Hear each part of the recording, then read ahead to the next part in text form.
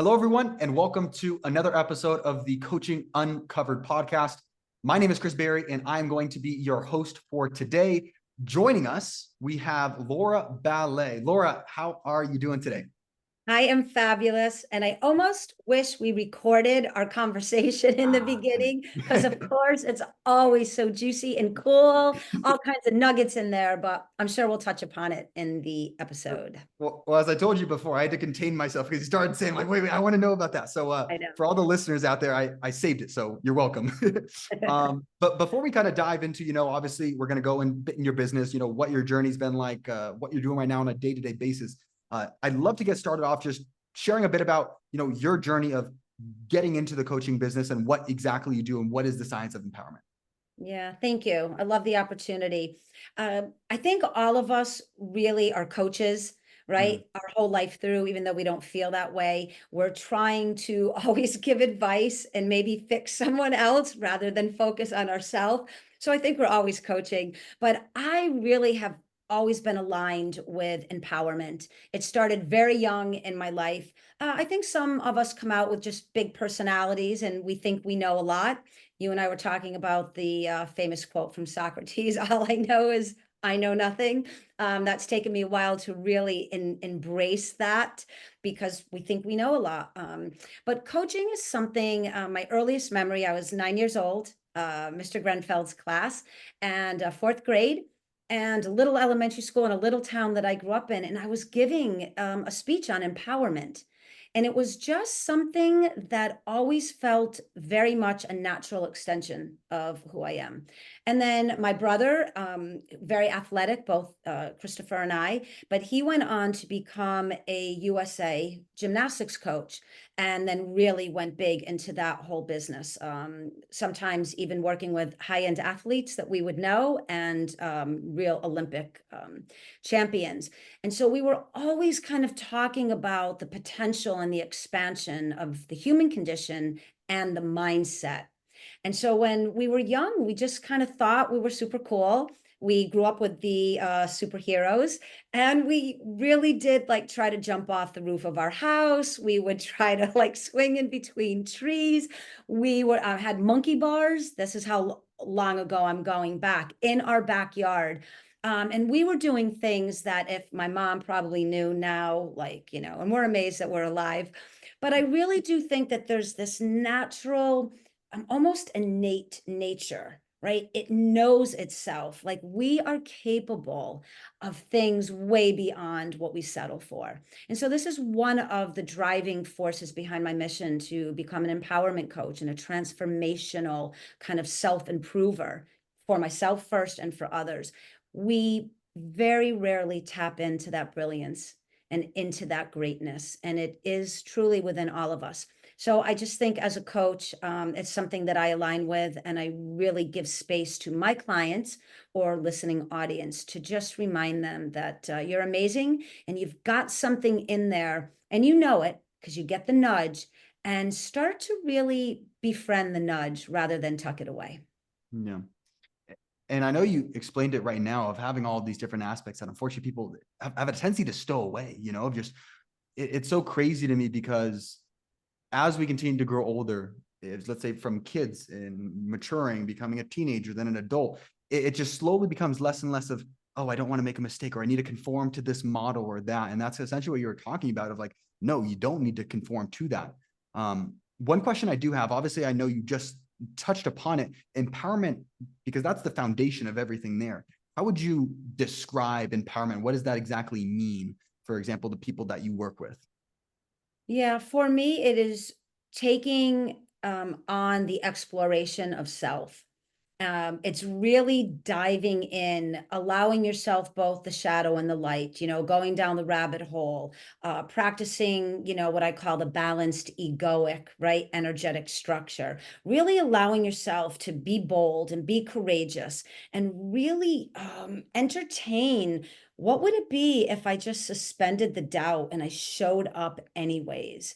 So I think empowerment is number one, first and foremost, the most unique experience one person can have with themselves. Mm, And then when you start to kind of merge into this understanding of what it is to empower yourself, you just naturally want other people to feel it the same thing. So for me, I think it's why we're here. Again, it's tuning into the potential.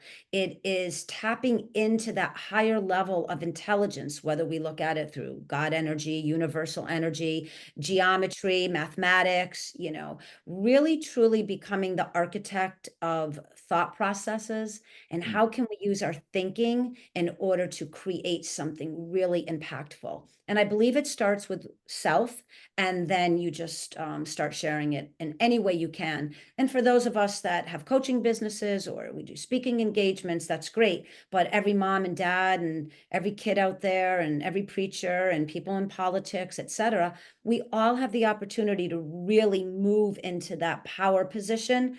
Even if it feels like it's kind of a small level, it really isn't. Impact can be created everywhere.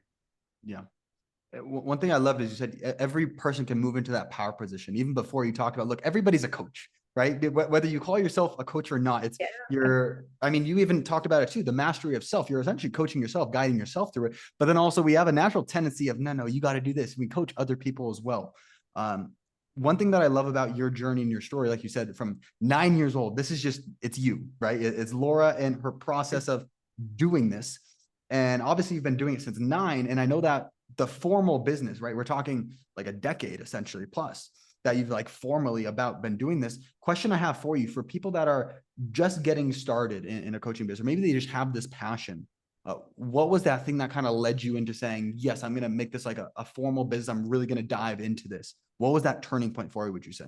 Yeah, so this is a really unique journey for me. I've always wanted to write a book.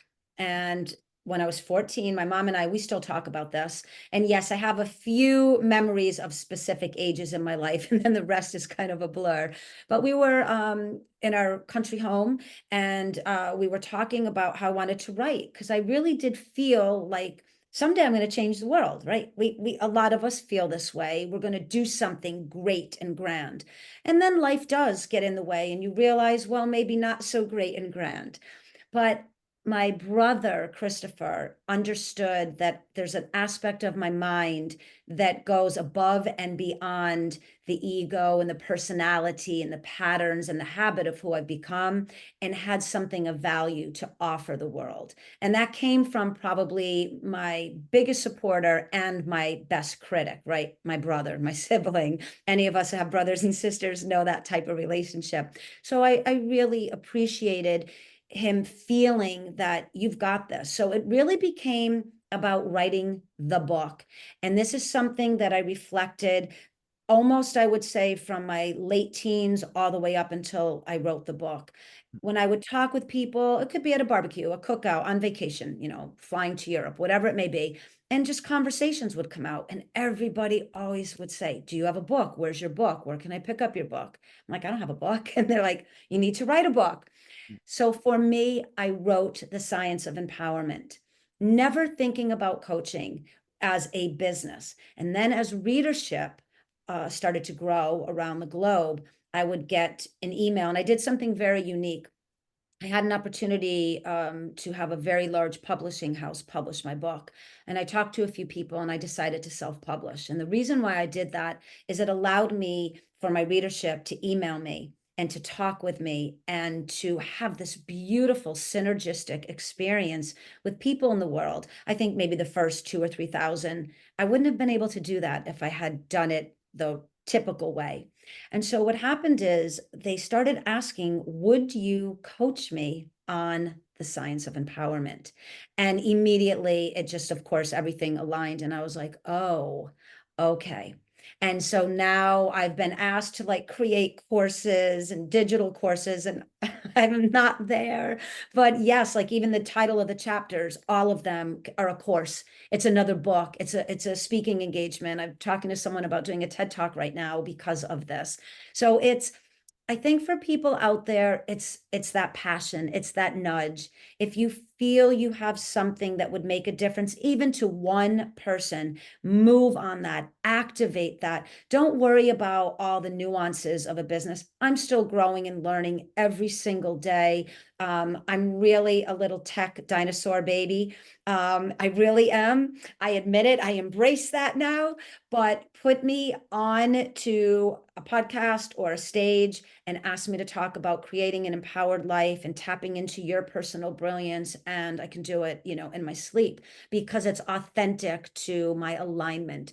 So I think for coaches out there, suspend all the doubt, go for it anyways, reach out to communities, listen to podcasts, just keep asking for help and support. And the universe does align in its own unique ways. And just one day, one foot in front of the other, and don't give up because everyone has something of value to offer into the human condition. Yeah, I love that last part that you said, because literally as you were saying that last part, oh, I want to dive deeper into this, because that's the biggest thing I see so many coaches, or we'll say people that long to be coaches, because they're just passionate about helping others, about teaching others. The thing that I have found after working with hundreds of people is they get in their own way. It's like, oh, no, it needs to be perfect. I need to write my book, and then I need to make my course, and then I need to do this, versus you're just like, no, like it was a natural progression. And as you said, it's not like everything is perfect. It's not like it's there. You're still saying like, I want to build this out, but yet you have a business. So for the people, I know you essentially talked about it, of not needing to have all of it built, just take one foot in front of the other. I love that piece because it's what holds so many people back from it. Yeah. One question I do have, obviously you've been doing this for a fair bit of time now. What would you say are some of the favorite parts of having your business and doing all this? And then what have been some of the challenges as you've began to, whether it be the book, whether it be the coaching? I also know we probably want to touch about whether it be Ziello, E360, all the other stuff that you're doing that's all within this ecosystem too. What are some of the, we'll say, highlights and then also challenges you've been facing as you've been growing?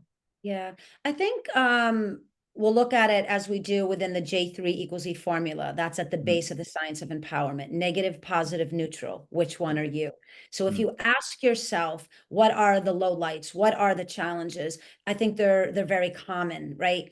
I don't have what it takes to do it. I'm not knowledgeable enough. I don't have everything in place. There's a saying somewhere out in the world that I used to think I had to have all my ducks lined up in a row. I don't even know where the ducks are. And I think there's even a pigeon somewhere in the middle there. And it really is, I love it. It makes me smile because we all strive for this perfection because we're inundated with the falseness of what it should look like, the imagery of what the pop stars, right, and all of the big influencers have out there. Now, I choose to look at that with a more neutral lens that, okay, that could inspire me, that could spark and ignite that desire to, hey, that looks pretty cool. Let me hop in my Lambo and live in some beachfront, home.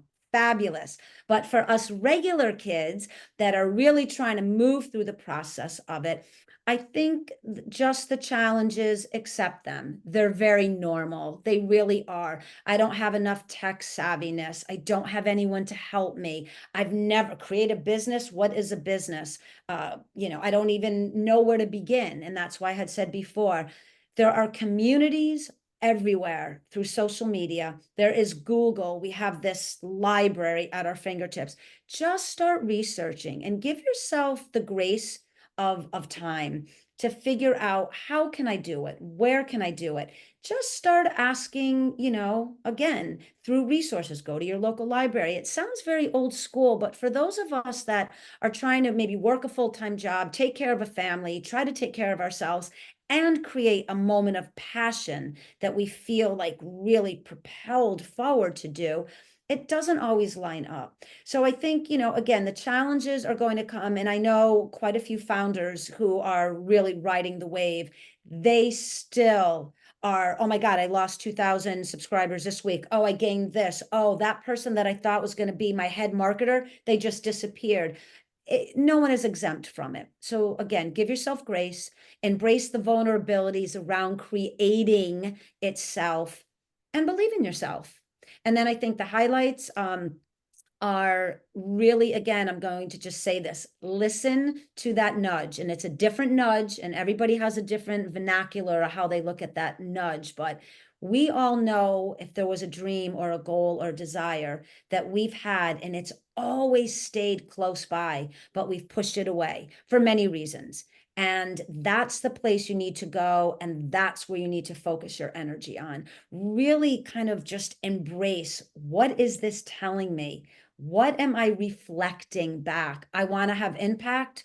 I have no idea. Let me start to get creative. And as we say in Zielo Studio, really look at curiosity. Let curiosity fuel that imagination. Really move into that zone so that you can start to gain a little confidence that maybe I do have a little something interesting to say. Maybe I might help transform someone's mindset. Maybe I might elevate a struggle or a challenge that they've been going through just by hearing or reading something. So I think there's lots of ways, but I think really the highlight of it is just doing it. There's something that we all gain when we put ourselves out there, even if we're nervous or we're scared or we're lacking that real full-on confidence.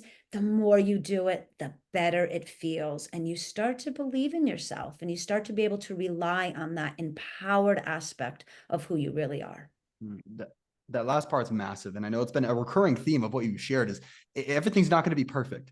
And one quote that I love about it, it's not like you came out of the womb and immediately knew how to ride a bike. It's not like you immediately knew how to speak or anything like that. And it would be unreasonable in the very beginning for you to be amazing and to do all of that. So it's like getting that process of just starting, and I love that message. Before, obviously, when you're talking about the challenges, you said, look, just get started, overcome them. It's a normal part of the journey. One of the biggest challenges that, after working with coaches is the marketing side of things, getting people in the door, clients, everything like that. From a marketing perspective with your business, whether it be your direct science of empowerment with these Yellow Studios, E360, how are you working to go ahead and get clients into your business? I love this question, and I'm a very authentic test subject to ask this to right now. The Science of Empowerment was a bit of an outlier because I wrote the book, which was my first passion, storytelling and writing on this nonfiction work of mine. That kind of was that segue into the beginning of coaching. Now, Zielo Studio, the founder, Laura Katanen, a very talented and dear friend of mine, she is really doing it the way that the professional high-level business, everything is kind of being done correctly because of her vision of that company. I, as a co-branding coach with her and all the coaches that we have coming into Zielo Studio, we're bringing our unique brilliance in. And the way that we do this is like every kind of basic marketing system out there. We go and we network. We move into our family and our friends. We go into that beautiful kind of warm, right, environment. And we start to tell people what we're doing and why we're doing it. And they can hear and feel and align with the passion. And then you also have to go on a higher level when we go into the E360 TV environment. Those leaders in that environment are high end. So they've got a system in place. They hire all the right people that does all the right things, right? So you hire that marketing expert, you hire that analytical expert, you hire the tech guy, you hire the assistant. So that's three very real and raw examples of someone that is speaking to the listeners, that I'm still moving through the science of empowerment and coaching from a book. I am also working with a founder who's doing it kind of right, the ABC of the way that we see out in the world of how to do it. And then I also am privy to some of the leadership in the streaming TV environment where they have the funds and the connections to pull people in for those positions. So again, give yourself grace. There is a time and a place where everything will fit in. And I will tell you, I think about the great Lewis Howes, who we all know is a high influencer. He said it took me eight years to even begin to be a recognized influencer. And you look at his, and that's just one example. We have the Tony Robbins and the Jay Shettys and the Brene Browns, and we all know these great people out there that really work on impacting our lives. all of them started somewhere.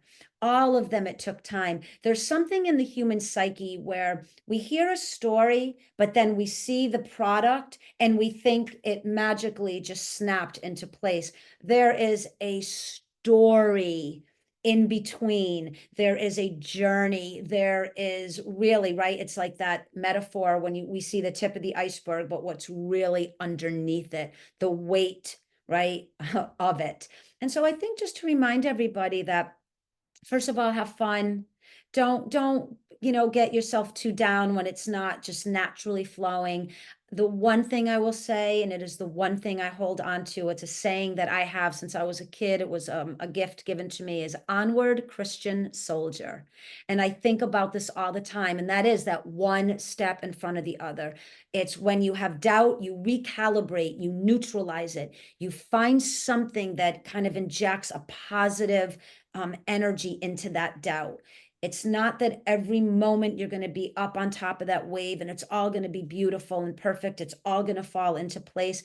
This is the beauty of being an entrepreneur, right? This is the beauty of the struggle of, again, those shadows and then the light. It's all part of the process. So just give yourself some time, and there's different phases of business all the time. And wherever you are, it's perfect, and just keep going. Yeah. Well, one of my favorite quotes is, "It takes 10 years to become an overnight success." Me too. And as you were saying, it's a recurring theme of, look, you're going to go through the trials and tribulations. It's going to be tough. I find as long as you have the long-term vision, if you're passionate about it, it's like, this is what I want to keep doing and everything. So I really resonate with the opposite message you were sharing. One question I did have, because obviously you kind of talked about a couple different marketing channels, right? You talked about Ziello Studios kind of going ahead and doing the more traditional route. You obviously talked about, your book, Science Empowerment. You have the E360 that is has the funds, can go ahead and do that, because there's a lot of different ways people can market based on where they're at. One question and clarification that I had is, you talked about kind of going more organic. We'll say going to friends and family saying, hey, here's what I'm doing, everything like that, which obviously the goal and intention, tell me if I'm incorrect, is to eventually either get a referral or to go ahead and sell them on these things, correct?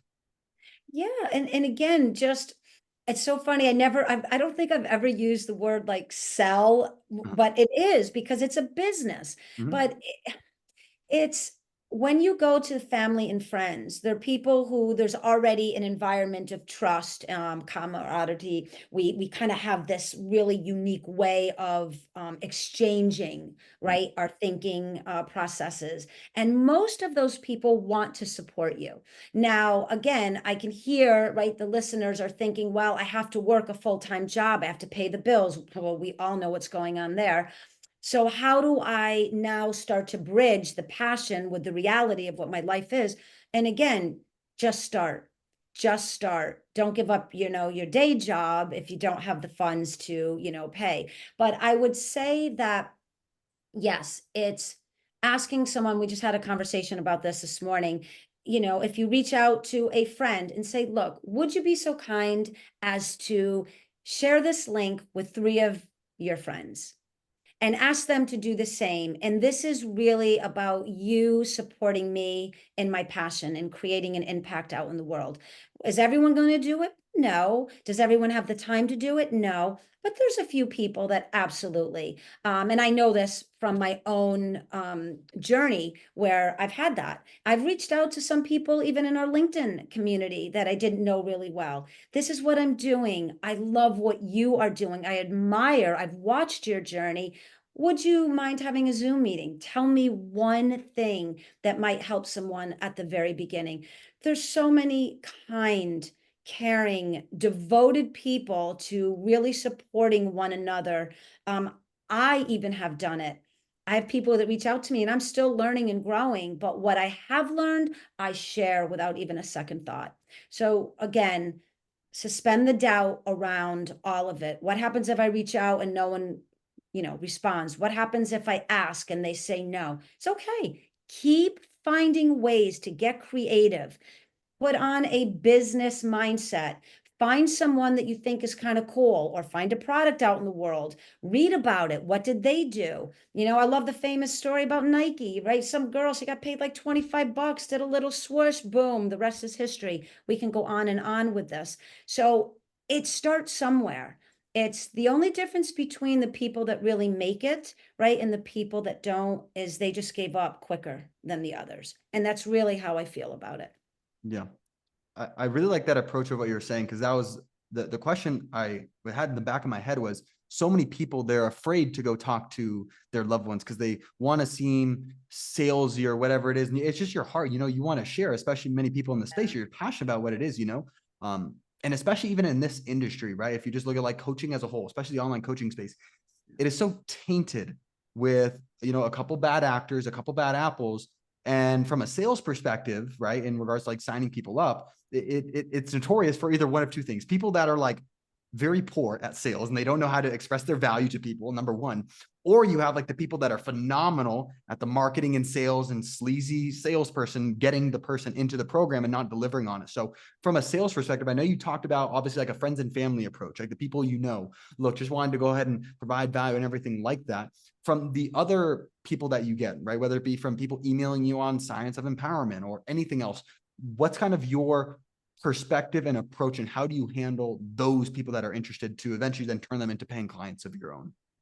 Yeah, again, I think I might be a bit of an outlier here because it's a lot of the clients that I've had have come from reading the book. So they're already primed to understand what style of coaching that they would explore with me.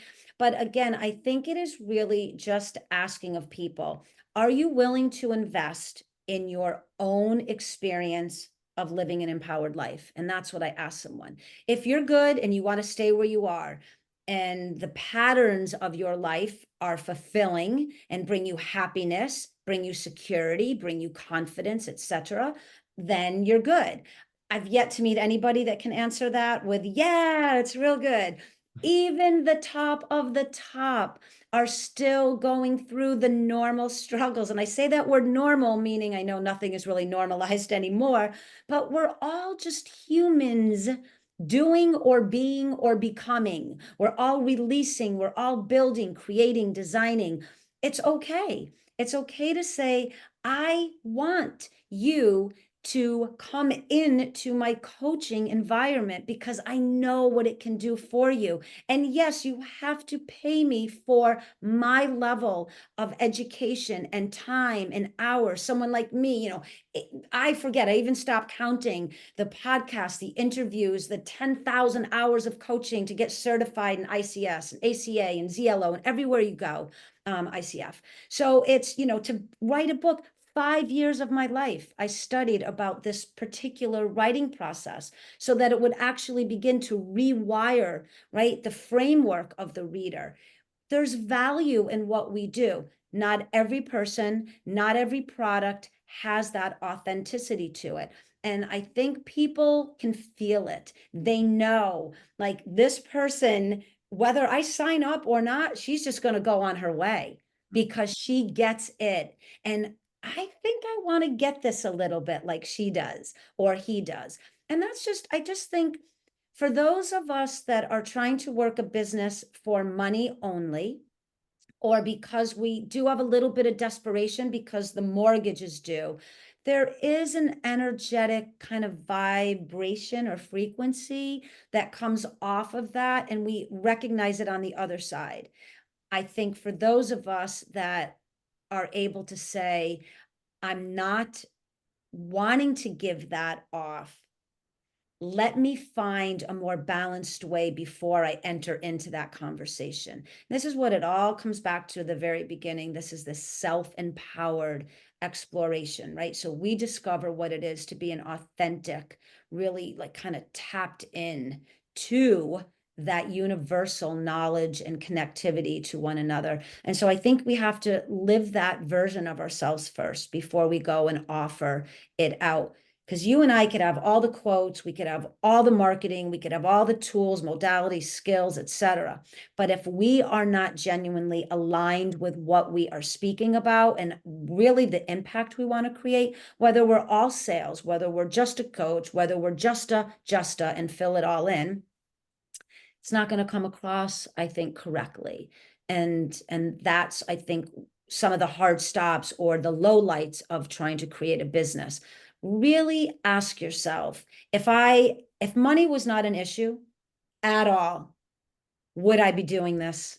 Hmm. Period. And that is how I live my life. If I were a super wealthy woman and I could get up every day and obviously we have some fun things we would fill in, but would I do what I'm doing? And if the answer is absolutely yes, I would, then don't worry about all those little kind of weighted down nuances. Give yourself time, keep working it, extend outreach, do whatever you have to do to gather the wisdom, the knowledge, the skills, the tools, the support, the help, and just keep building.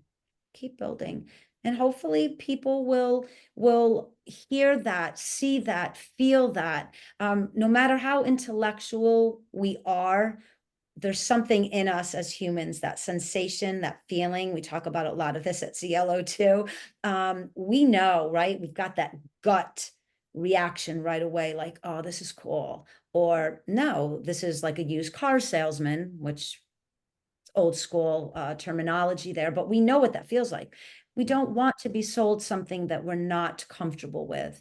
And so I think when you're comfortable with it, and I can speak from experience, I've had people that say, literally, Laura, if I was an Eskimo, you could sell me an igloo because you know it, you believe it, it is your alignment. I'm not there yet. And that's my point. So now I'm able to say, where are you? I've sent potential clients to other coaches where they still need to do more trauma work or they need to do a different style of coaching. And I have 3 of those particular when I first started my business that after 6 months, they came back to me because the work that they had to do was not my area of expertise. I knew that. So I was able, and it was such a beautiful appreciation moment with those 3 individuals because they were like, I've never met anyone that would send me somewhere else to do the work that needed to be done. But when you are a coach and you truly care about the well-being of someone's mind, body, and soul, or consciousness or spirit, however you want to word it, you know where to direct them, when to Yeah. keep them and when to let them go. I, that's one of the things that I loved, even from seeing you originally online and then having the chat in the beginning and throughout this entire time. You could tell you have this heart, you have this passion that you genuinely care for, which is Yeah. that's the biggest reason why I love this space, because there are, as we talked about, there are a couple bad actors, a couple bad apples, but there's just so much beauty when it's like, look, how can we all lift each other up? And that's what I just see a ton in you. Thank So you. I'm appreciative for you and your heart in doing that. One Thank question I did have as well, because on that last piece, obviously we started talking about sales, talking about, the tactics of having that conviction and the process of, becoming, in a sense. One question I do have, because I'm sure other people listening will as well, when it comes to the sales of your book, how are you going ahead and doing that? Because that's essentially, when you think about it, that's your main funnel, that you're going and having people read your book and then you're having them reach out to, whatever it is. How are you getting people to purchase your book as of right now? Yeah, so this again, another cool story, and I'm really in the midst of it. So full transparency. Yeah. I sold it online on my own website at the very Mm. beginning. That Yep. allowed me that interaction, which was really important to me. Then it became, oh, glaring, like you can't just sell it on your website. You need to get out on Amazon. That was the next step. Yep. Then from there, I now have been invited to co-write in other books and become part of these communities to start building that up. There's so many ways to do this. I am now at the beginning of that. I just had a friend that told me they were in Barnes and Nobles. They love my book, and they talked to the manager of my local Barnes and Nobles, like, you need to put my friend's book in here now in the self-help. Now I have to call them. I am actually living through this. I listen to some webinars, I hop on some summits, and I listen to some of the experts around it. And yes, they are selling product and they are selling their funnel into how to help.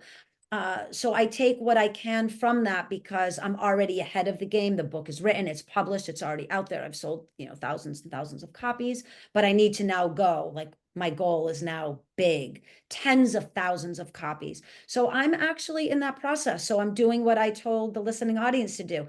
I am reaching out to people that are, at the top of that. Just an email. Sometimes it's through an assistant.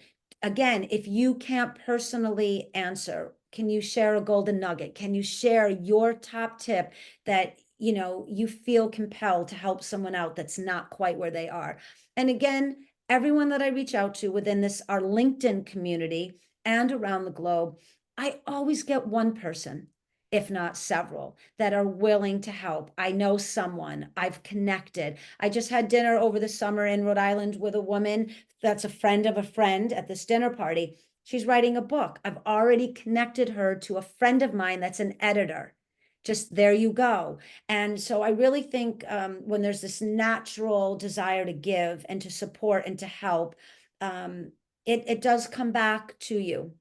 Not always the way you expect it, but I think when we give freely, other people give freely, and then we start to kind of attract to one another. But I really think, there's so many ways to sell your book. It's what is comfortable to you. Do you have money to boost on certain websites? Are you taking advantage of Facebook and Instagram and LinkedIn? I'm just learning the whole social media curve myself and how I'm doing it. I will say, if I may, a little pat for someone that is really old school and organic about everything. If you right now were to say, Laura, you need to do this because I know this would be a successful pathway for you, immediately I jump on it. So when someone gives me advice, I move on it. I'm not saying that every person that gives me advice, it turns out to be what I needed, but I learn, I gain, right? Momentum. I advance my own level of either technology or networking or social media skills. So anything that you hear that kind of like just ignites a little spark in you, act on it, move on it.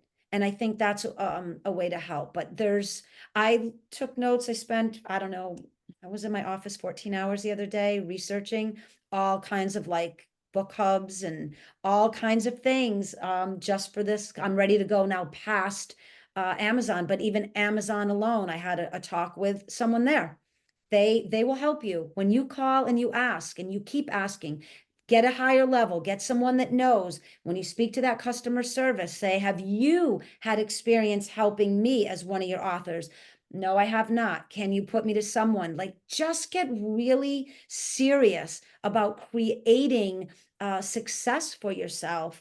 And however you do it, it's beautiful. It's your way. I love how authentic you are. And that's the reason why I love doing this, because even though you've, as you said, you've sold thousands of copies, you're doing all of these different things, you can tell how knowledgeable and passionate you are. You're still like, look, I'm in this process. I'm trying to figure this other Yeah. aspect out. And there's nothing wrong with that. And as we've said so many times, I think that's one of the biggest things that holds coaches back. Because they're like, oh, it needs to be perfect, or I need to have this prim and proper. Exactly. I have everything figured out. No, it's just you spoke about it while during our talk now. And then even before, you're like, look, we're all humans, we're just figuring it out. So this has been And awesome. you don't have to have, right, all the designations and the accreditations. There are so many examples of people out in this world that have said no to the status quo. They have figured out their own way, and they are examples of becoming an outlier, being that person that breaks the mold, right? Be bold, be courageous, become empowered. At the very end of my book, my favorite quote from most of my readership, there's a couple that are always circulating, but it says, do not glance at the power, become the power. And whatever that means to you, that's what you need to follow. That's awesome. But give it to me one more time. I want to. Yep. Yep. Do not glance at the power, become the power. I like that a And the lot. beauty of this is it's an individual journey. Your power is yours. I can help along the way. I can guide, I can support, right? We can brainstorm, but it's yours. And what I mean by do not glance at the power and become it, we glance at the power outside of ourselves all the time. When we become that power, that's when everything starts to shift. That's a very powerful quote. I'll say that. You're gonna get my. I don't know if you can see. All right, the brains, the gears are Yep. turning and stuff. So, Yep. anyway, this has been awesome. Thank you for hopping on. Real quick before we sign off, if people are interested in learning more about the science of empowerment, about you getting connected, what are the best ways for them to go ahead and do that?